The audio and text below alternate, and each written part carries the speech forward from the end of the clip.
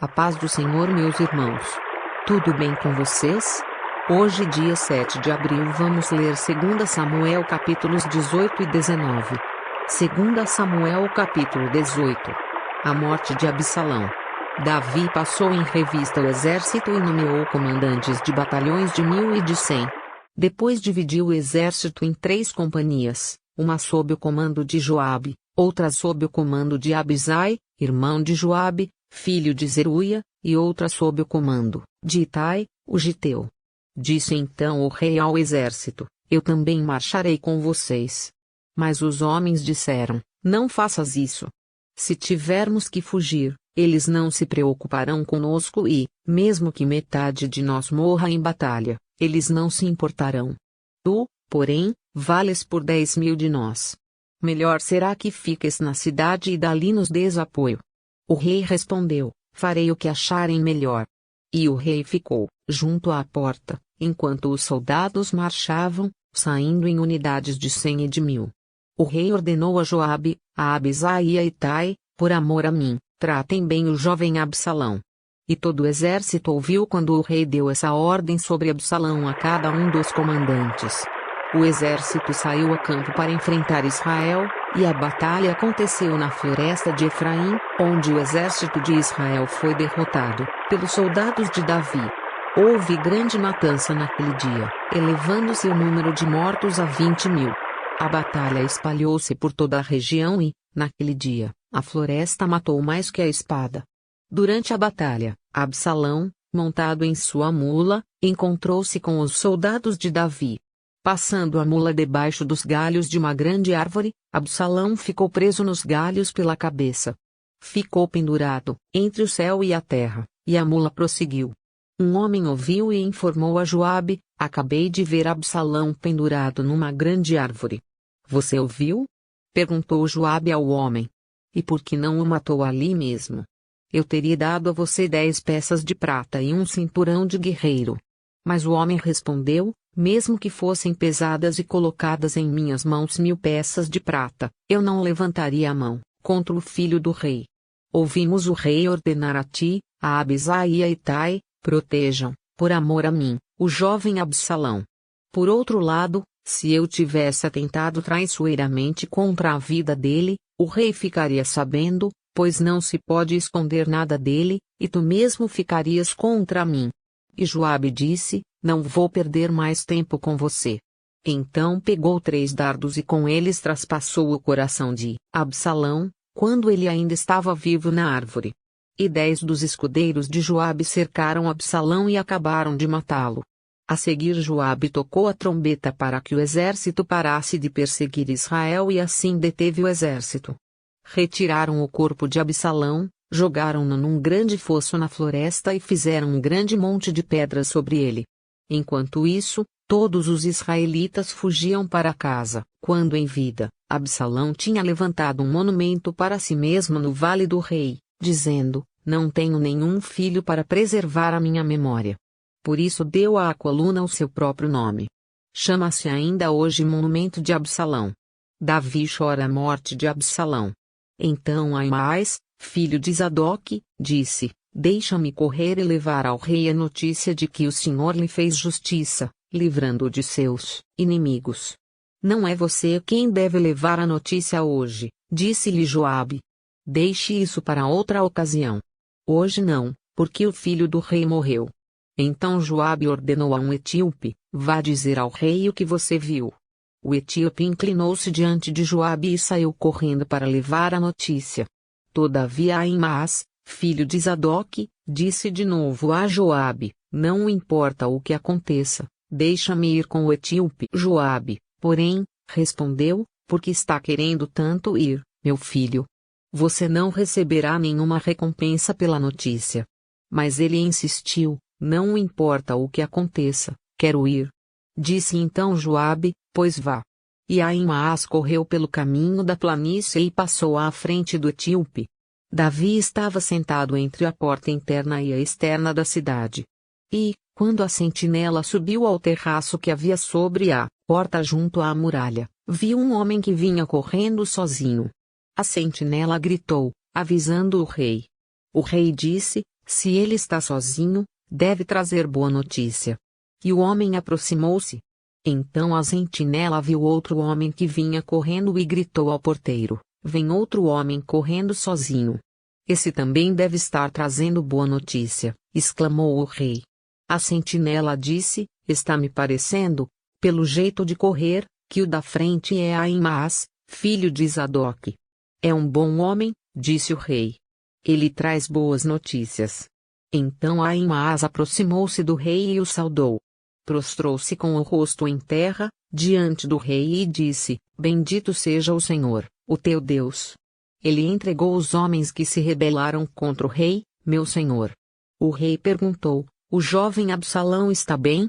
Ahimaás respondeu: Vi que houve grande confusão quando Joabe, o servo do rei, ia enviar teu servo, mas não sei o que aconteceu. O rei disse: Fique ali ao lado esperando. E Ahimaás ficou esperando. Então o etíope chegou e disse: Ó rei, meu senhor, ouve a boa notícia. Hoje o Senhor te livrou de todos os que se levantaram contra ti. O rei perguntou ao etíope: O jovem Absalão está bem? O etíope respondeu: Que os inimigos do rei, meu senhor, e todos os que se levantam para te fazer mal acabem como aquele jovem. Então o rei, abalado, subiu ao quarto que ficava por cima da porta e chorou. Foi subindo e clamando: Ah, meu filho Absalão! Meu filho Absalão! Quem me dera ter morrido em seu lugar! Ah, Absalão, meu filho, meu filho! 2 Samuel capítulo 19. Informaram a Joabe que o rei estava chorando se lamentando por Absalão. Para todo o exército a vitória daquele dia se transformou em luto, porque as tropas ouviram dizer: o rei está de luto por seu filho. Naquele dia o exército ficou em silêncio na cidade, como fazem os que fogem humilhados da batalha. O rei, com o rosto coberto, gritava: Ah, meu filho Absalão! Ah, Absalão, meu filho, meu filho! Então Joabe entrou no palácio e foi falar com o rei: Hoje humilhaste todos os teus soldados, os quais salvaram a tua vida, bem como a de teus filhos e filhas, e de tuas mulheres e concubinas. Amas os que te odeiam e odeias os que te amam. Hoje deixaste claro que os comandantes e os seus soldados nada significam para ti. Vejo que ficarias satisfeito se, hoje, Absalão estivesse vivo e todos nós estivéssemos mortos. Agora, vai e encoraja teus soldados. Juro pelo Senhor que, se não fores, nenhum só deles permanecerá contigo esta noite, o que para ti seria pior do que todas as desgraças que já te aconteceram desde a tua juventude. Então o rei levantou-se e sentou-se junto à porta da cidade. Quando o exército soube que o rei estava sentado junto à porta, todos os soldados juntaram-se a ele. Enquanto isso os israelitas fugiam para casa. Em todas as tribos de Israel o povo discutia, dizendo: Davi nos livrou das mãos de nossos inimigos, foi ele que nos libertou dos filisteus. Mas agora fugiu do país por causa de Absalão, e Absalão, a quem tínhamos ungido rei, morreu em combate. E por que não falam em trazer o rei de volta? Davi volta a Jerusalém. Quando chegou aos ouvidos do rei o que todo Israel estava comentando, Davi mandou a seguinte mensagem aos sacerdotes Sadoc e Abiatar: Perguntem às autoridades de Judá, por que vocês seriam os últimos a conduzir o rei de volta ao seu palácio? Vocês são meus irmãos, sangue do meu sangue. Por que seriam os últimos a ajudar no meu retorno? E digam a Amasa: você é sangue do meu sangue. Que Deus me castigue com todo o rigor se, de agora em diante, você não for o comandante do meu exército em lugar de Joabe. As palavras de Davi conquistaram a lealdade unânime de todos os homens de Judá. E eles mandaram dizer ao rei que voltasse com todos os seus servos. Então o rei voltou e chegou ao Jordão. E os homens de Judá foram a Gilgal, ao encontro do rei, para ajudá-lo a atravessar o Jordão. Simei, filho de Gera, benjamita de Baurim, foi depressa com os homens de Judá para encontrar-se com o rei Davi. Com ele estavam outros 1000 benjamitas e também Ziba, supervisor da casa de Saul, com seus 15 filhos e 20 servos. Eles entraram no Jordão antes do rei e atravessaram o rio a fim de ajudar a família real na travessia e fazer o que o rei desejasse. Simei, filho de Gera, atravessou o Jordão, prostrou-se perante o rei e lhe disse: que o meu senhor não leve em conta o meu crime. E que não te lembres do mal que o teu servo cometeu no dia em que o rei, meu senhor, saiu de Jerusalém. Que o rei não pense mais nisso. Eu, teu servo, reconheço que pequei. Por isso, de toda a tribo de José, fui o primeiro a vir ao encontro do rei, meu senhor. Então Abisai, filho de Zeruia, disse: Simei amaldiçoou o ungido do Senhor, ele deve ser morto. Davi respondeu: que é que vocês têm com isso, filhos de Zeruia? Acaso se tornaram agora meus adversários? Deve alguém ser morto hoje em Israel? Ou não tem hoje a garantia de que voltei a reinar sobre Israel? E o rei prometeu a Simei, sob juramento: você não será morto. Mefibosete, neto de Saul, também foi ao encontro do rei. Ele não havia lavado os pés nem aparado a barba nem lavado as roupas, desde o dia em que o rei partira até o dia em que voltou em segurança.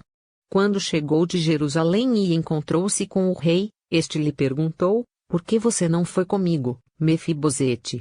Ele respondeu: ó rei, meu senhor. Eu, teu servo, sendo aleijado, mandei selar o meu jumento para montá-lo e acompanhar o rei. Mas o meu servo me enganou. Ele falou mal de mim ao rei, meu senhor.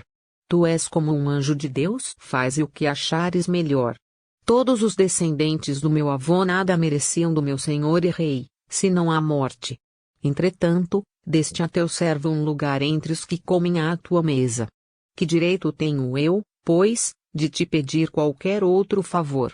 Disse-lhe então o rei: você já disse o suficiente. Minha decisão é que você exiba dividam a propriedade. Mas Mefibosete disse ao rei: deixa que ele fique com tudo, agora que o rei, meu senhor, chegou em segurança ao seu lar. Barzilai, de Gileade, também saiu de Rogelim, acompanhando o rei até o Jordão, para despedir-se dele. Barzilai era bastante idoso, tinha 80 anos.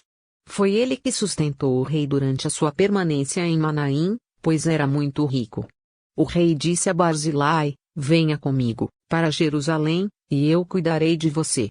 Barzilai, porém, respondeu: quantos anos de vida ainda me restam, para que eu vá com o rei e viva com ele em Jerusalém? Já fiz 80 anos. Como eu poderia distinguir entre o que é bom e o que é mal? Teu servo mal pode sentir o gosto daquilo que come e bebe. Nem consigo apreciar a voz de homens e mulheres cantando. Eu seria mais um peso para o rei, meu senhor.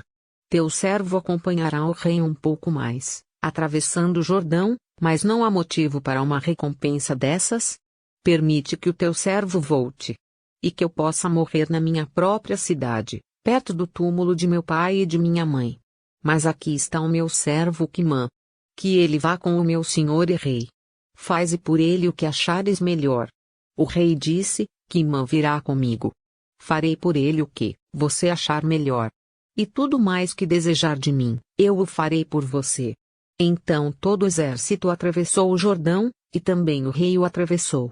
O rei beijou Barzilai e o abençoou. E Barzilai voltou para casa.